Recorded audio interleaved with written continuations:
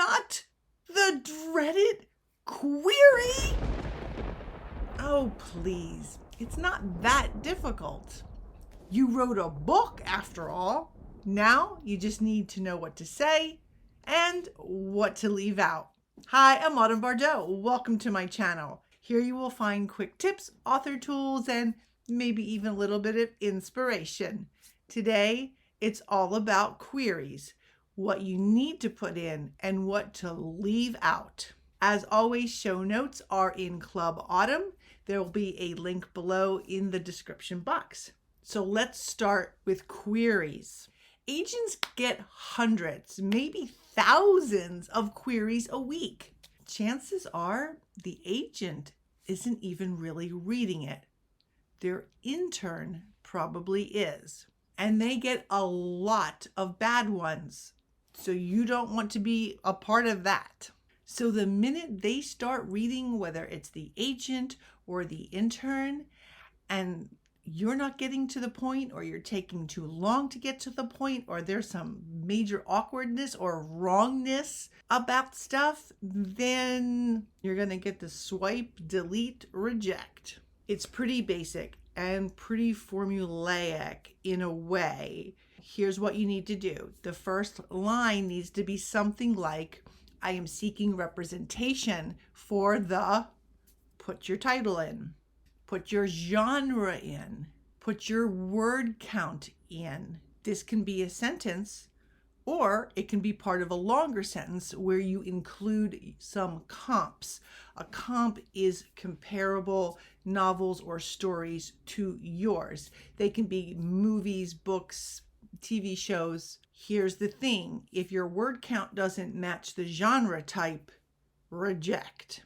So make sure you always do your homework and research about genre.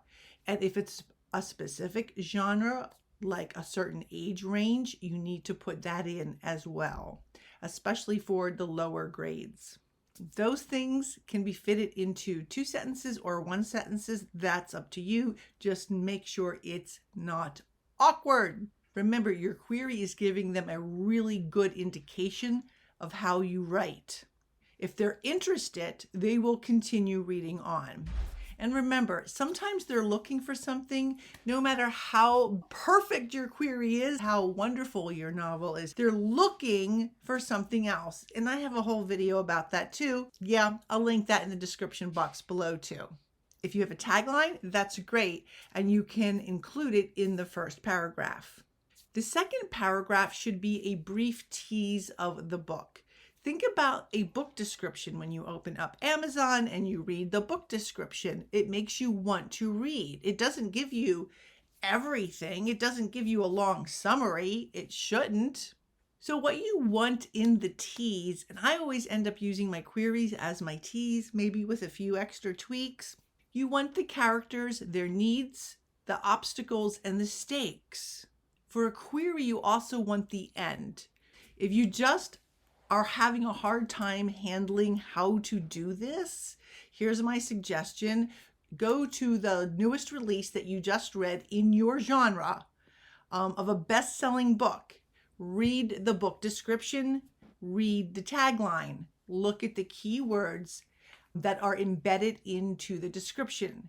Now, if you read the book, you can see, and that's why I say you have to have read the book, you can see exactly what I've said about this very short ability to explain your book. So you'll see what exactly they said about the book and what they didn't, what they left out. You'll probably be surprised, but it will also make perfectly logical sense because of what they included and what they left out. This should be about 4 or 5, maybe 6 sentences, depending on how you write. This is hard to write. I know. Anybody who's written a query or several queries, it's a long process. Don't rush the query process. Don't do it. Don't rush it. The next 1 or 2 sentences should be short and to the point, and it's about your cred. Now, a lot of new writers don't have cred. That's why you're querying in a lot of cases. It's a cold call, so they want to see some cred. Don't make stuff up. They can check that. So keep it short. But when I first did my first query, I just kind of wrote that I was a language arts teacher. If you're writing, which probably didn't help at all, if you're writing legal thrillers and you are an attorney, yes, that would be important. If you're writing gay romance and you're gay, that would be important. And this is the problem with a lot of the query examples that you'll see on the internet. They usually have people with cred. Well, that's easy. So just keep it one sentence in that case. If you have a job, it's easy, or a career, you can say what your job or career is. Once again, a book about a medical thriller. Yeah, you could be a doctor, a nurse, whatever. It's going to tell them that you have some cred with that. So you'll know what you're talking about. But if you don't have anything connected to that, like, me being a goddess or me being a Hungarian princess, then just write something short and sweet. Perhaps something akin to XYZ is a new writer who loves to read, and then put in the comparable authors of your genre. That might work. It's when you have no cred that you're going to have to really figure out how to even write that one sentence. Once again, if you have a little bit of cred in that area, then that's easy to write that sentence. But if you have no cred, then it gets really, really tough, and you're going to have to be creative and imaginative, but also down to earth, because they will see that you have no cred. And that's okay, because lots of famous novels have been written by people with zero cred. So work on that query. My bio has changed over the course of the 6 years. Now, if you're writing nonfiction, that's a whole different thing, because that's a proposal and not a query.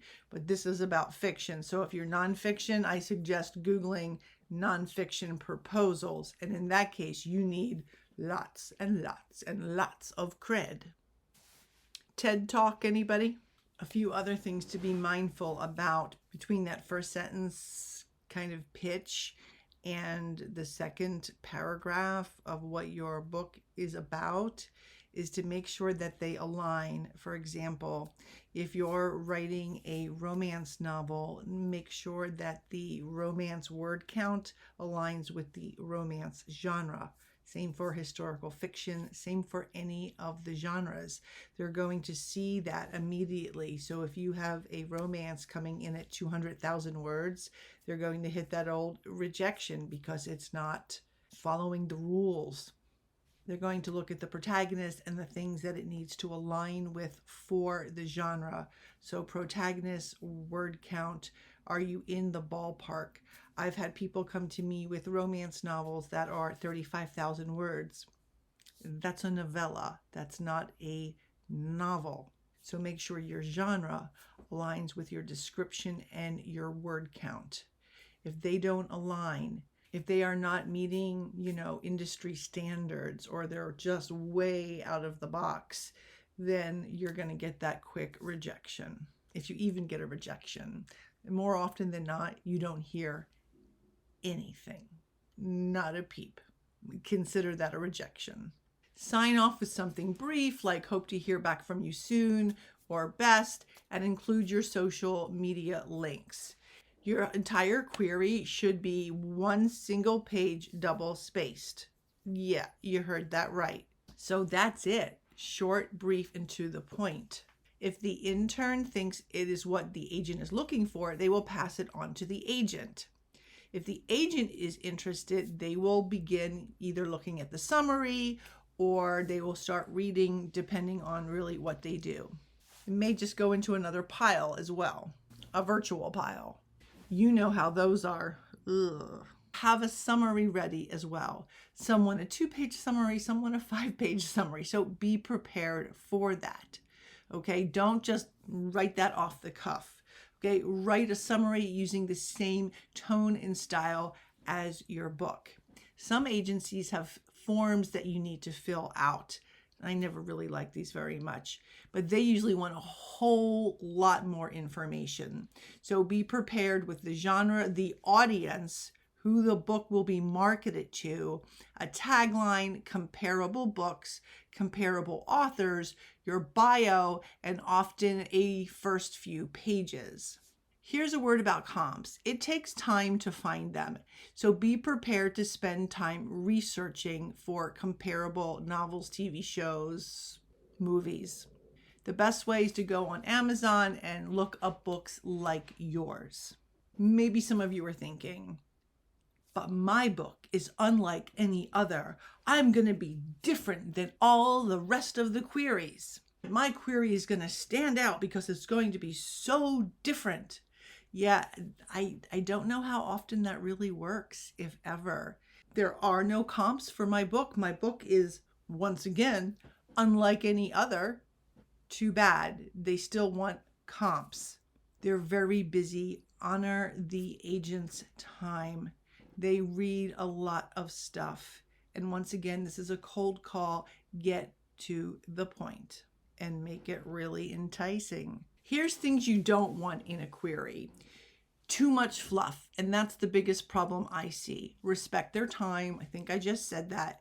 Telling the agent how riveting the novel is, that's an opinion, and it's your opinion or your mom's opinion. It doesn't count. Also, I see way too much summary. Think of the back of the book blurb. Don't know what that looks like? Go visit Amazon for comparable titles and see how they do the back of the book blurb, the description when you scroll through the books. I see people with really no cred, which is fine. A lot of us did not have a lot of cred in the beginning or any cred in the beginning. That's just a thing. It doesn't mean you can't write a book. But they just say things like, I'm a mom and I have 4 children and I live in blah, blah, blah. And with 2.3 children and blah, blah, blah. And I love to hike with my husband, blah, blah, blah. And guess what? This is a business letter. They don't care about that. Also, I see a lot of typos. An agent or an intern will be turned off immediately by typos. It just means you're not thorough. You dashed it out.